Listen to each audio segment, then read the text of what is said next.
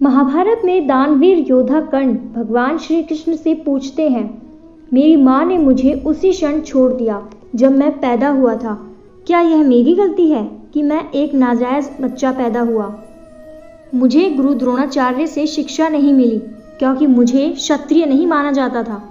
गुरु परशुराम ने मुझे सिखाया, लेकिन फिर मुझे सब कुछ भूल जाने का श्राप दे दिया जब उन्हें पता चला कि मैं एक क्षत्रिय कुंती का पुत्र हूँ।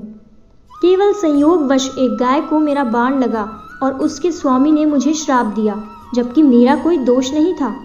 द्रौपदी के स्वयंवर में मेरी बदनामी हुई थी, यहाँ तक कि कुंती ने भी अपने अन्य पुत्रों को बचाने के लिए मुझे ही सच बताया।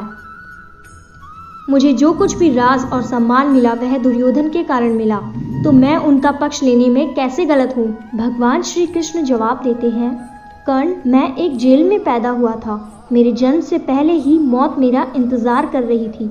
जिस रात मैं पैदा हुआ था, मैं अपने जन्म माता पिता से अलग हो गया था। बचपन से तुम तलवारों, रथों, घोड़ों, धनुष बाणों का शोर सुनते सुनते बड़े हुए हो। चलना सीखने से पहले ही मेरे जीवन पर गायों के झुंड, गोबर और मुझे मारने के कितने प्रयास किए गए। कोई सेना नहीं, कोई शिक्षा नहीं। मैं लोगों को यह कहते कहते हुए सुन सकता था कि मैं उनकी सभी समस्याओं का कारण हूँ। जब तुम सभी को तुम्हारे शिक्षकों द्वारा वीरता के लिए सराहा जा रहा था, तब मुझे कोई शिक्षा भी नहीं मिली थी।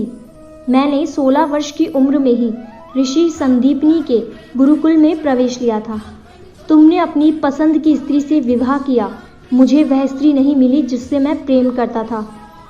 जरासंध से बचने के लिए मुझे अपने लोगों को यमुना के किनारे से दूर समुद्र के किनारे ले जाना पड़ा। मुझे भागने के लिए कायर कहा गया। यदि दुर्योधन युद्ध जीतता है तो तुम्हें बहुत श्रेय मिलेगा, लेकिन धर्मराज के युद्ध जीतने पर मुझे क्या मिलेगा? युद्ध और सभी संबंधित समस्याओं के लिए दोष।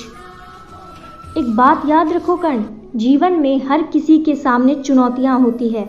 जीवन किसी पर भी उचित और आसान नहीं है, लेकिन सही क्या है तुम्हारे अंतर्मन को ये पता होता है।